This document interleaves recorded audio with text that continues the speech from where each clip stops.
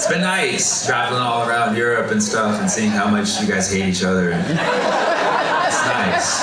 It's nice. We got here about 10 days ago. We escaped. I don't know if you follow U.S. politics right now. But the jokes are just oozing out of us. Ooh, my government is providing a lot of material. All these years of paying taxes finally paid off. A couple weeks ago, Trump got shot at, and he survived. He's a changed man now. You know, just 10% less here, but he's a changed man. And the whole Republican Party has rebranded now. You know MAGA? That now stands for Man Almost Got Assassinated. Yeah.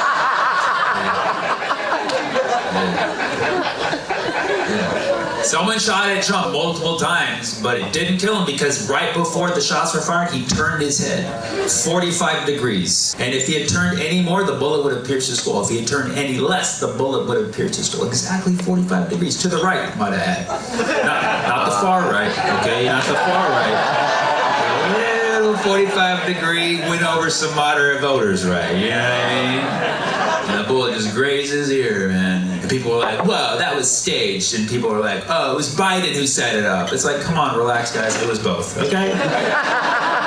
There was 2 assassins. They double booked. Right?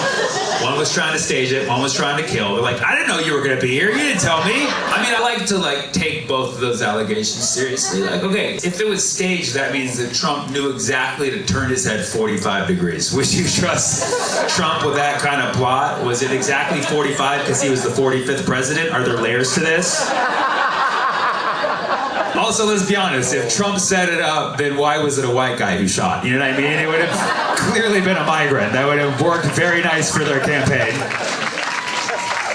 Now, it's like, was it a setup by Biden or the Democrats? I mean, let's look at the chronological events, okay? About a month ago, the polls came out. It was very clear that Biden was starting to lose to Trump and a lot of key battleground states. So they're like, all right, let's have a debate and level the playing field. That didn't work out so well for Biden. He took about 13 Ambien before that event. Finished 1 out of 100 sentences. So then his polls dipped even more after that, and everybody was like, we got to get rid of Biden. But Biden's like, I'm staying in the race. And all the top Democrats were like, he's staying in the race. And Obama was like, he's staying in the race, people. And we're like, do they know something that we don't? Like, this is weird. This confidence is scary. And then a week later, it got even worse. He called his Vice President Trump. And he introduced Zelensky as President Putin. And we were all very concerned. We're like, this guy's gotta go. And then the next day, Trump gets shot at, but it grazes his ear because he turns his head 45 degrees. And then 4 days later, Biden's like, you know, I'm out the race. And we're like, okay, that's a little weird. I will say. Also, another reason why it might be the Democrats is they hired a white guy to shoot him. So, you know. But basically, the new candidate for the Democrats is Kamala Harris, who I believe is the vice president. I'm not exactly sure. Not 100% sure, actually. But I don't make jokes about Kamala Harris. I don't. She's part of too many minority groups. I would get into too many flavors of trouble. I'm not interested. So laugh all you want, you edgy and sensitive comedy spectators. Okay, but Kamala Harris, as far as I'm concerned, is a strong, female, black, Asian, South Asian, mentally challenged person, and you will treat her as such. She's been part of many voiceless, powerless groups, and now she's the vice president, which is the most voiceless, powerless position a person can have in the entire universe. I already got in trouble for that joke, so don't worry. I told that joke, and afterwards, a very nice, young, special needs man came up to me, and he was like, hey, that was messed up. I'm like, you're right, I should not have said mentally challenged. He's like, no, looping her with us, that was messed up. Don't ever do that. You're gonna ruin my campaign. A lot of things have happened in the last. Julian Assange got freed a couple weeks ago, yeah. A lot of people are happy about this. A lot of people are like, who is he? Julian Assange was the founder of WikiLeaks, which released a lot of important information to the public that a lot of governments didn't want us to know, and so naturally the governments went after him because they don't like truth, and they locked him up, and now finally he's been freed. Now, of course, there are some allegations against Julian Assange that we should take seriously, and when you like someone, all you can say is, well, I hope those aren't true, you know?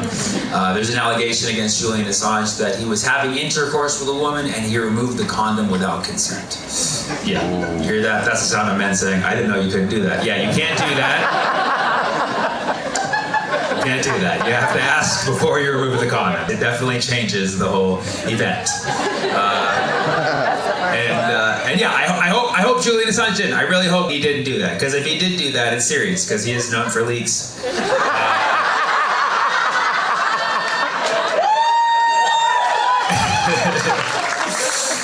You may not like that joke, but he would want it to be released to the internet.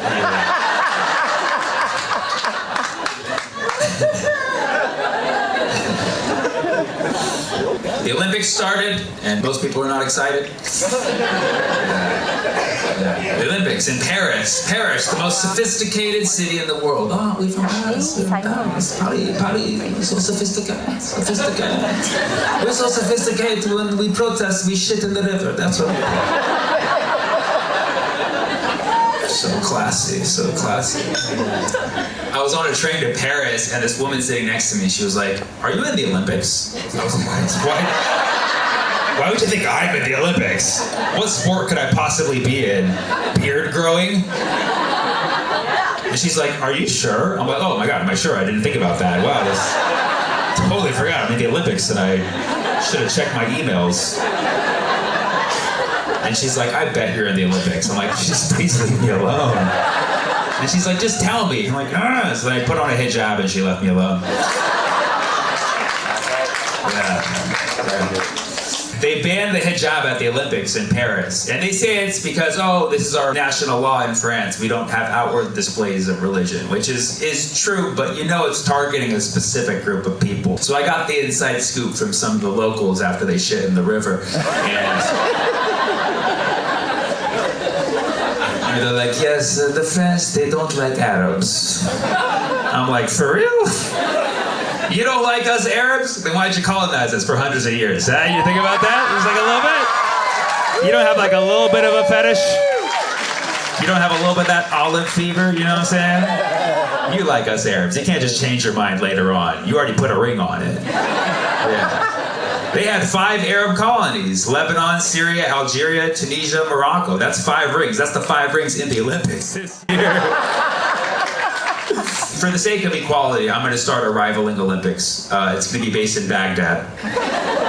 Yeah, and everyone wears hijab. Everyone. Even the men wearing hijab. It's called the Halal Olympics.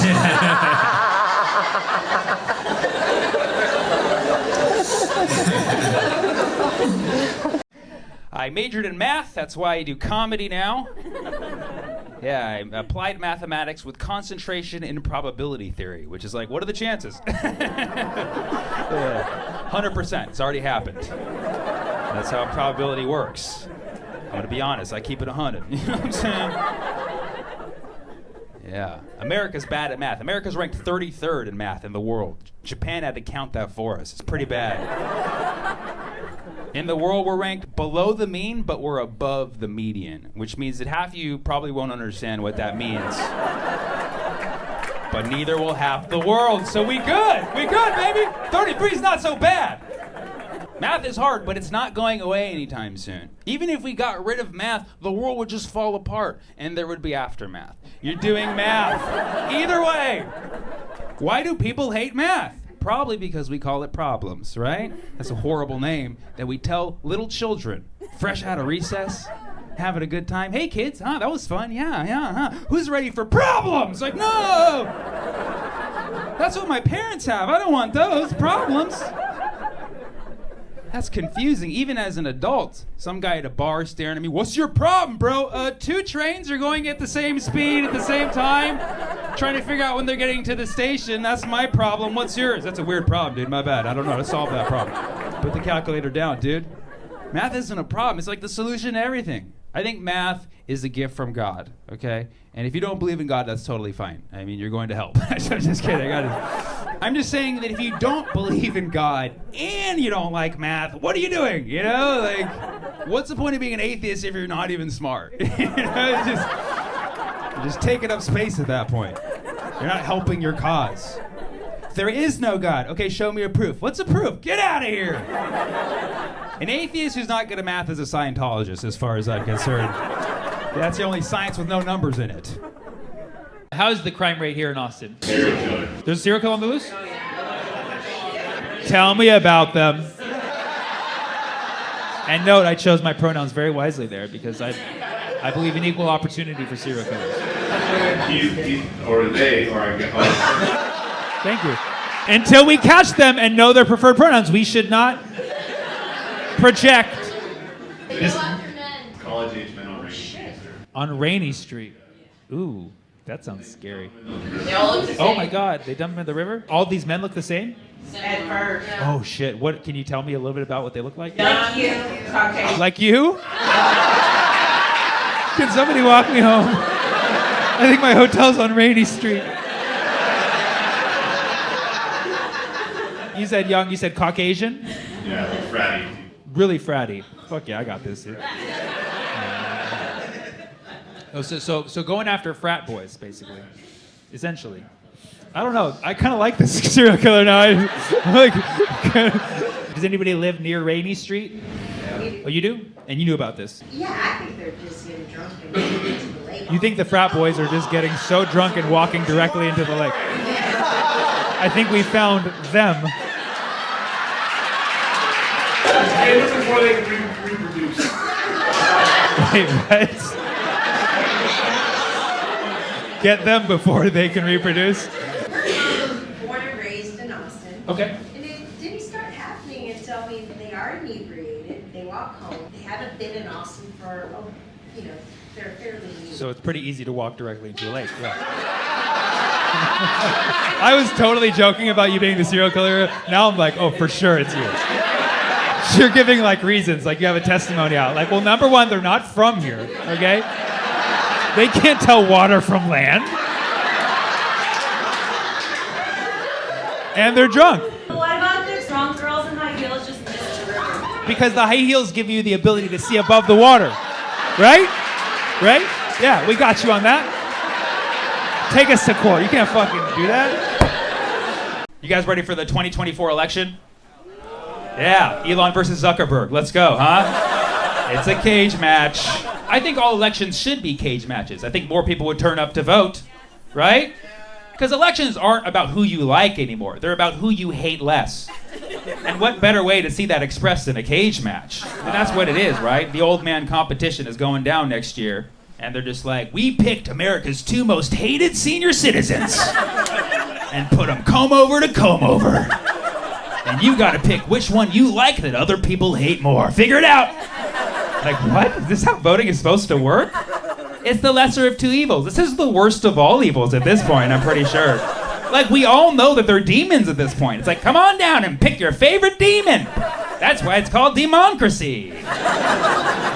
Like, we all know that Biden is too old to be president, but we're not supposed to say it out loud because it's mean, I guess, even though he can't hear us.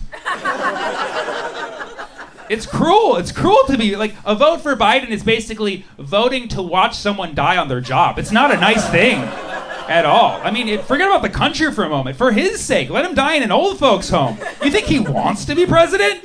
He's getting tased every day by Jill. She doesn't want to hold the taser anymore. They gave it to her. But everybody's like, okay, obviously he's not the greatest candidate, but he's the best that we can do. Do you really think that? If Joe Biden is the best that we can do, I'm a goddamn Republican. I'm sorry. I would rather ban my Muslim family from coming over to see my shows than have them here and witness the embarrassment of our leader falling down another flight of stairs. And everybody's like, this is ageism. This is ageism. Yeah, there's an age that isn't good to be president. You should know this by now. If you want to screen ageism, then let 10-year-olds vote. It goes both ways. Have an 8-year-old show up to the polls. I'm here for my vote. No, thank you. Well, this is ageism. You're letting the old guy run. I should be here. That's right. 80-year-olds shouldn't be president and 10-year-olds shouldn't vote. There's a nice range in between Life expectancy is 78. You want to chance it by 2 years? And I'm not against, I love old people. My grandma is 96 years old and she is killing the game right now. She walks up 2 flights of stairs every day. She makes dementia jokes on the regular. And you know why she makes dementia jokes? Because she can remember them. That's the contract. How do you guys feel about Kamala Harris? Cool, mixed opinion. I like it. I like it. I'm tired of people picking on Kamala Harris. The Kamala Harris jokes, they're funny, but they're not cool. Kamala Harris is part of too many historically disenfranchised groups. I don't care. Joke all you want. Kamala Harris is a strong, black, Asian, female, mentally challenged person, and you will treat her as such. Even the person who supported her is laughing. I'm just saying, we all know. We all know what the deal is. She's part of many voiceless, powerless groups, and she now is the vice president, which is the most voiceless, powerless position you can have in the universe. I already got in trouble for that joke, don't you worry. A very nice special needs individual came up to me and says, hey, that was not cool. I'm like, I'm sorry, I shouldn't have said mentally challenged. He's like, no, looping her with us, that was not cool. You will not do that. People ask me what I think about Trump. It's like, I don't talk about Trump in my act anymore because I think his name got out there too much.